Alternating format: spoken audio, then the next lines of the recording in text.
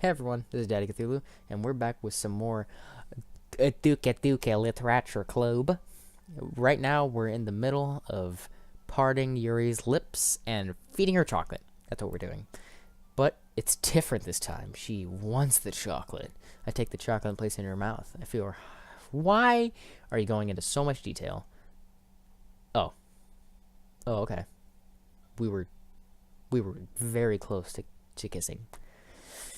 Very close, and Monica is always Monica. I'm having questions about Monica. I feel like Monica is not Monica. She is an omnipotent being that constantly blocks me from getting the suck. Ooh ah. Uh Here's the music again. Yuri jolts back. It's time to share poems. Oh yeah. I focused so hard on this, trying to make it equal, and accidentally put it more towards Sayori. Cthulhu, you can help Yuri put away the tea stuff, right? Yeah, of course. Okay, thanks. Spell is abruptly broken. I'll take care of the cups. Yeah, you should. Yuri picks up the teacups from the floor. I pick up the bag of chocolates. In the end, we hastily clean up without so much as a word between us. Get the feeling this is something neither of us will have the courage to bring up. Yeah, that sucks.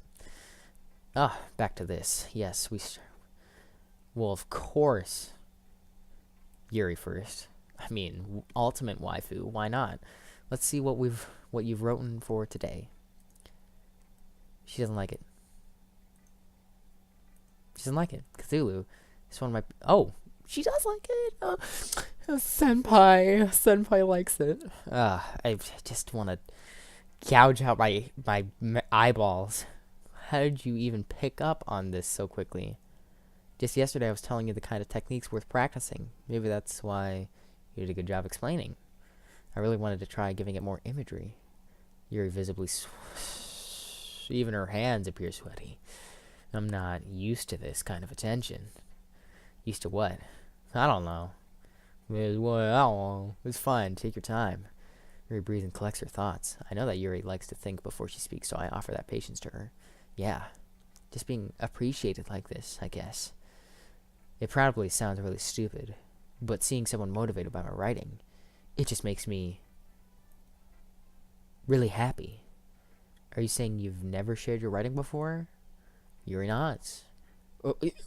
Really? I did not believe. I really only write for myself. And besides, people would just laugh at me. Those sycophants. Do you really think that? Again, Yuri nods. Huh. Even your close friends?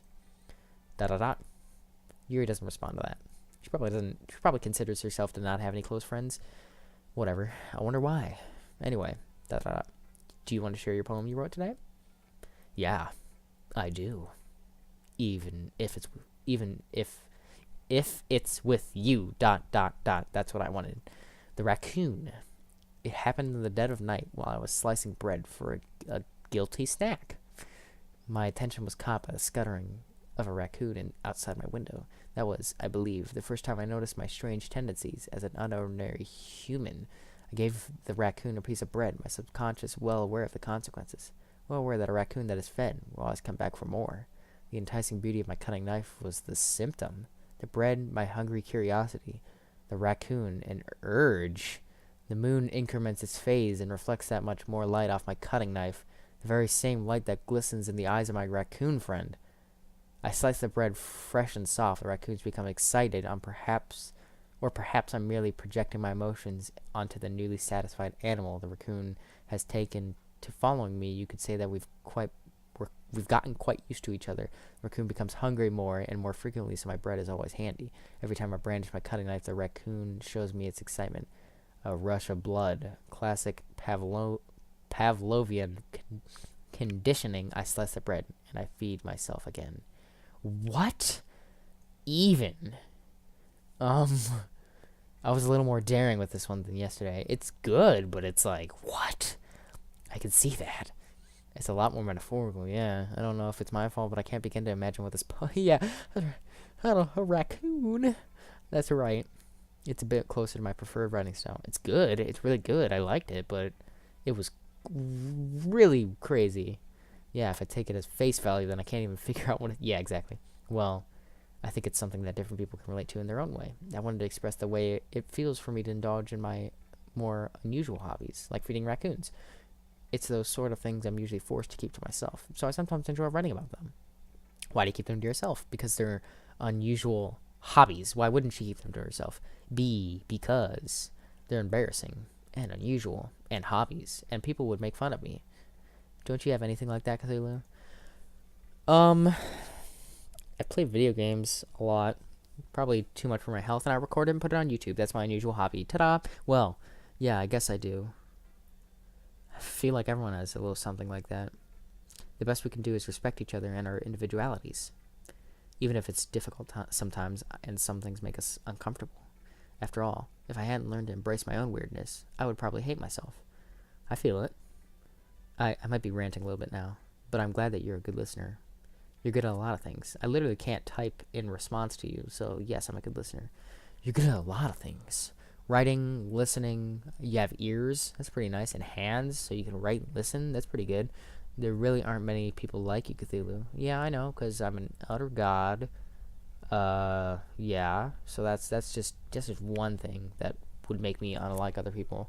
I'm not even a person. That's exaggerating a little bit. Sure. It's just how I feel. Never thought I would feel so comfortable. I was gonna say confident, but then it just didn't. But now I almost feel like I look forward to it. Ah, you look forward to me. Haha. It's just a really nice feeling, and you're to thank for that. It's nothing really. Yuri smiles sincerely at me. For just a moment, her timidness seems to disappear. Time to go to Sayori, which I accidentally put all my effort into. Sayori, dot dot dot. Ooh, I like this one, Cthulhu. It has some nice feelings in it. Ah, I'm glad. Does that mean it's better than yesterday's? Let me think. I don't know. I guess I like them both. That's not very helpful, you know. Well, I'm not very good at figuring out if poems are good or bad, but that's why I just go by my heart. If it makes me feel things, then it must be a good poem. I'm not sure that's exactly how it works. Then again, I guess conveying feelings is a pretty important part of this whole thing. Maybe. Honestly, I don't even know what kind of writing you like in the first place. Yeah. Yeah, because she liked tragedy and, like, suicide and stuff like that, but then she likes happy and smile and... I don't know. Me neither. Why don't you at least try giving it some thought? Ah, you want to write something for me? Maybe. That's so sweet. Yeah, right. Yeah. But you're always thinking about other people. You need to think about yourself once in a while. If you don't, you might end up getting hurt at some point. Well, I don't really know what you mean, but I'll try to keep it in mind. Whatever. Anyway, let's see. I guess I like happy poems. Wait, sometimes I like sad poems too. Yep, sometimes a little bit of both. There's a word for that, right? What's the word I'm looking for? Bittersweet. Yeah, I like things that are happy and things that are sad. Happy and sad? I can't see you liking something sad, Sayori. Well, I like happy the most, but sometimes when you have a little rain cloud in your head, a sad poem can help give the rain cloud a little hug. Not for me. That's not how I work. And make a nice happy rainbow. That's unexpectedly poetic. It is. Maybe I'm getting better at expressing my feelings after all. Thanks, Cthulhu. You know it. I should go write that down then. You can read my poem now, okay? Yes, bottles. I pop off my scalp. We're off to a great start. I pop off my scalp like the lid of a cookie jar. It's a secret place where I keep all my dreams. Little balls of sunshine all rubbing together like a bundle of kittens. I reach inside with my thumb and forefinger and pluck one out. It's warm and tingly, but there's no time to waste. I put it in a bottle, keep it safe. And I put the bottle on the shelf with all the other bottles. Happy thoughts, happy thoughts, happy thoughts in a bottle, all in a row. My collection makes me lots of friends. Each bottle I start to make amends. Sometimes my friend feels a certain way. Down comes a bottle to save the day. Night after night, more dreams. Friend after friend, more bottles. Deeper and deeper my fingers go. Like exploring a dark cave, discovering the secrets hiding in the nooks and crannies. Digging and digging, scraping and scraping. I blow dust off my bottle caps. It doesn't feel like time elapsed. My empty shelf could use some more. My friends took through my locked front door. Finally, all done, I open up and in come my friends. In they come in such a hurry. Do they want my bottles that much? I frantically pull them from the shelf, one after the other, holding them out to each and every friend, each and every bottle. But every time I let one go, it shatters against the tile between my feet. Happy thoughts, happy thoughts, happy thoughts in shards all over the floor. They were supposed to be for my friends who aren't smiling. They're all shouting, pleading, something, but all I hear is echo, echo, echo, echo, echo inside my head. Holy yeah. Yeah. Did you... Of course I did. Didn't I tell you yesterday I was going to write the... Wow. That, but... I mean, I didn't expect something like this. Yeah. Monica taught me Monica... I'm telling you, Monica, there's something up with Monica. She's not who she appears she is. If Monica taught her that disturbing garbage, that weirdness... Well, Monica's not who she says she is. I don't know why I'm so paranoid, but this is labeled in the psychological horror category, and I know something's afoot. I've been really in touch with my feelings recently. I see.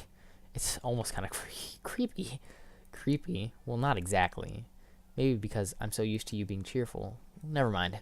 I'm thinking too hard about it. The point is, it came out so good, so you should be proud of it. Thanks. I feel like I was meant to express myself this way. Even helps me understand my own feelings a bit better. Writing's like magic. You've gotten pretty passionate about this, huh? I hope you keep it up. Yeah, writing's the best. I'm gonna keep writing until I die. Don't get ahead of yourself. Sarah has always had a habit of getting obsessed with something before dropping it no more than a week later. I wonder if this is one of those times. Seeing the passion in her eyes makes it hard for me to be pessimistic. Well, then stop being pessimistic, you nutsack. Let's save Monica for the end. Well, not really any worse than your last one. But I can't really say it's any better either. I focused on you. Few. Few what? Well, anything that isn't a train wreck. Yeah. And I get the feeling you're probably the most critical. Hey, what makes you... Wait, maybe that was a compliment. It was. Glad to see someone recognize my experience. Well, then keep practicing and maybe you'll be good as me someday. That's, something tells me Natsuki completely missed the point. Come to think of it, this kind of reminds me of Sayori's poem from yesterday. You think so?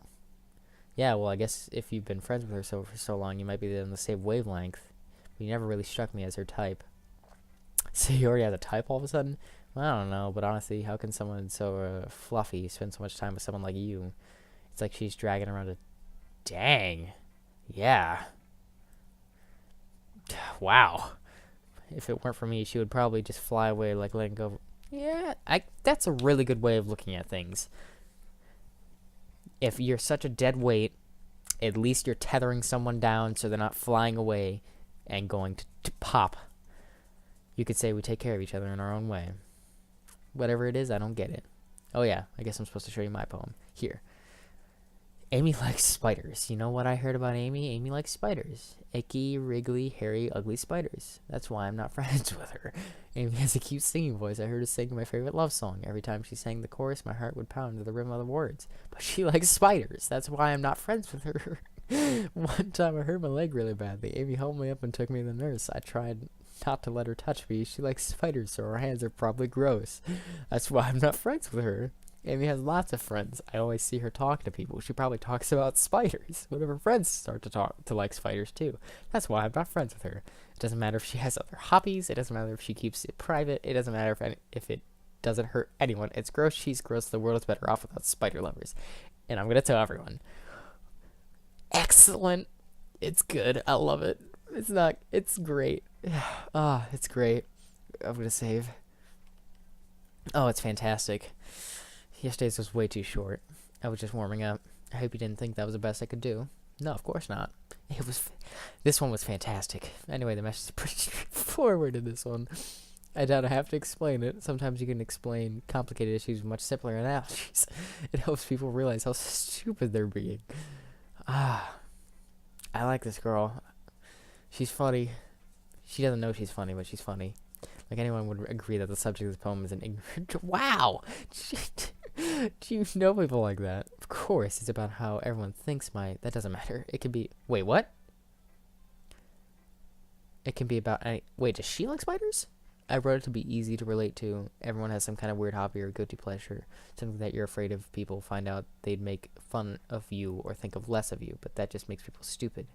Who cares what someone likes as long as they're not hurting anyone that makes them happy? So she likes spiders. She has to like spiders or something like that. I think people really need to learn to respect. Yeah, she totally likes something weird, and she's writing that to express. Okay, it was still funny. It was still hilarious. It was still funny. Yuri wrote about something similar today. Huh? Did you say Yuri? Yeah. She said her poem was about an unusual hobby of hers. I didn't really get it, but she said something similar to you. That people shouldn't make each other feel insecure about those things. Really? Well, I mean, Yuri's pretty weird, so I wouldn't doubt that she has some weird hobbies. Not that there's anything wrong with that. You. It's not like I would judge her or anything. Natsuki probably has trouble finding words. I guess I should try not to be so mean to her if she feels insecure about her weird behaviors and stuff. I mean, I always hate people who make me feel insecure. Yep. And Yuri made me feel insecure yesterday. But the way you put it, it sounds like she's learned her lesson. Well, I would say so. Even if her writing style is really different, I'm sure she'll appreciate the message in your poem. It's what I do best, after all. I don't like writing unless there's a good message to take away from it. Like, conveying emotions is important, but I want to make people think, not just feel. Remember that. I'm going to write a good one for tomorrow, too, so look forward to it. Who should I show my poem next? Oh, this is a tough choice. We're just gonna overwrite it. Tough choice. Maybe Monica. Alright. Hi again, Cthulhu. Howdy. How's the writing going? Alright, I guess. I'll take that. As long as it's not going bad. I'm happy that you're applying yourself. Maybe soon you'll come up with a masterpiece. No. You never know. I want to share what you wrote for today. Sure, here you go. I give my poem to Monica. I describe everything in the third person. Or first person, I should say, because third person would be like, Cthulhu hands the poem to Monica. Alright. This one's good. Feels like you're not only getting more comfortable with your style, but the imagery is better than the last one I read. Just wondering, but have you been finding inspiration in Yuri's writing style? I like Yuri. I like Yuri's writing style. I like horror. I guess so. You can't deny that she's talented. Yeah, totally. I think her poems are the most romantic. That's the best way to describe it. She's like a totally different person when she picks up a pen. I noticed that too, yeah. And when she talked about literature, it's like a light turns on inside of her. Sadly, it's hard to get much personal conversation out of her. Trust me, I've tried. Who knows what goes on in that head of hers? I hope you don't mean that in a bad way. No, of course not. I just meant that I wish she didn't keep so much to herself, but still defending her like that. You must be pretty into her. Nani? You completely misunderstood. Calm down, I'm kidding. Besides, I'm pretty sure she's already got a boyfriend. Aw, man. Wait, really? Yeah, oh, okay. Yay! A fictional one, anyway. Monica kind of whispers that last part to me. It's just a hunch, but, well, there's not really anything wrong with that. Oh, well, I know. I was just saying. But anyway, you want to read my poem now? I like the way this one turned out, so I hope you do too. Alright, let's take a look. Save me. It's good. The colors, they won't stop. Bright, beautiful colors. Stop. Flashing, expanding, piercing, red, green, blue. And then, why is it going like that? An endless cacophony, a meaningless noise. The noise, it won't stop. Violent, grating, waveforms. Squeaking, screeching, piercing. Sine, cosine, tangent. Like playing on a chalkboard on a turntable. Like playing a vinyl on a pizza crust. An endless poem of meaningless. Load me? Load me. An endless poem of meaningless. Load me. What do you mean, load me? Load me. What? Save me, load me. Wait.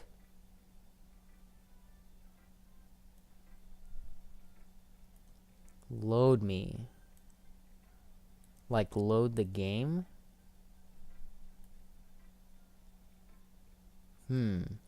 It's even more abstract than your last one, huh? Haha. I guess it's just the way I write. Sorry if you don't like it. No, I never said that. It's just a kind of thing I've never really seen before, I guess. Kind of like playing with my space on the paper. Choosing where and how to space your words can totally change the mood of the poem. It's almost like magic. The way I wrote the lines really short makes it feel like they're trying to speak of the noise. I see. It's still hard for me to tell what it's about, though. Ha ha ha. Sometimes asking what a poem is about isn't the right question. A poem can be as abstract as a physical expression of a feeling, or a conversation with the reader. So putting it that way, not every poem is about something. Anyway, here's Monica's writing tip of the day. Sometimes you'll find yourself facing a difficult decision. When that happens, don't forget to save your game.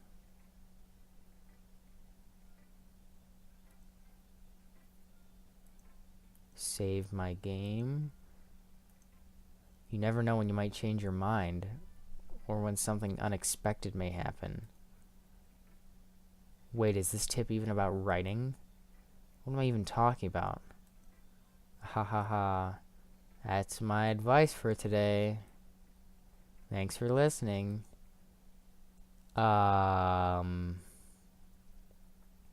What? She just broke the fourth wall. I don't. We're all done reading each other's poems, right? I have something extra planned today, so if everyone could come. Oh, okay. Is this about the festival? Oh, well, sort of. Do we really have to do something for the festival? It's not like we can put together anything good in just a few days. We'll just end up embarrassing ourselves instead of getting any new members. That's a concern of mine as well. I don't really do well with last-minute preparations. Don't worry so much. We're going to keep it simple, okay?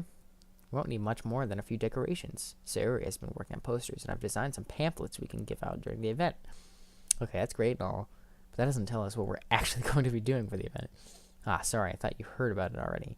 We're going to be performing... Performing?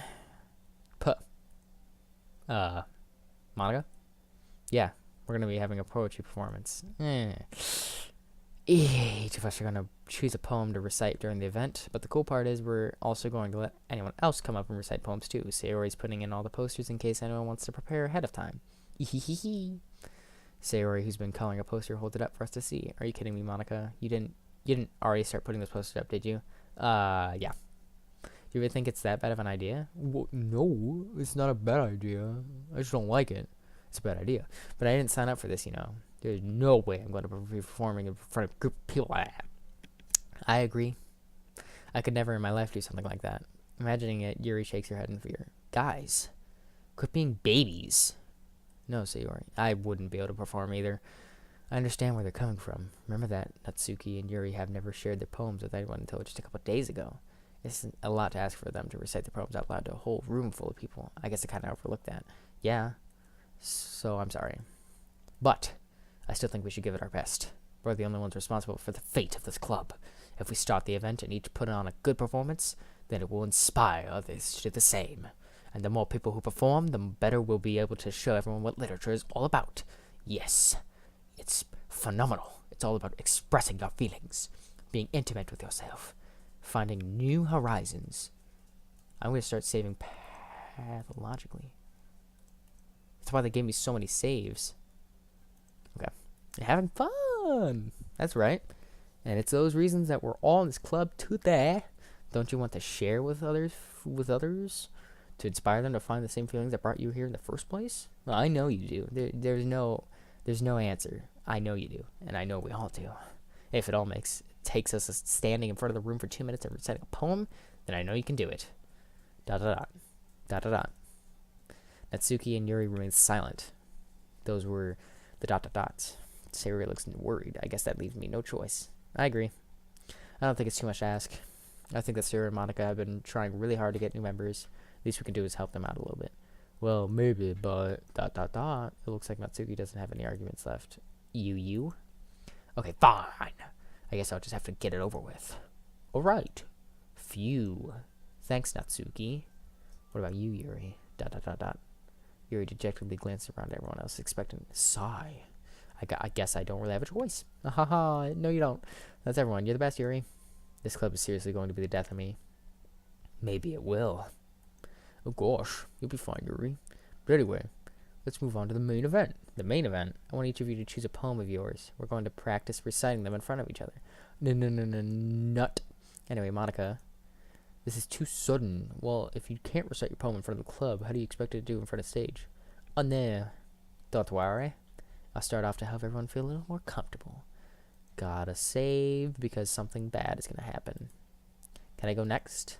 Ha ha ha, of course. Now let's see. Monica flips through a notebook to the specific poem she has in her mind for herself. She then stands behind the podium. The Way They Fly. Ahem. Welp, we're going to get to that poem in the next episode. It's probably going to be dark, depressing.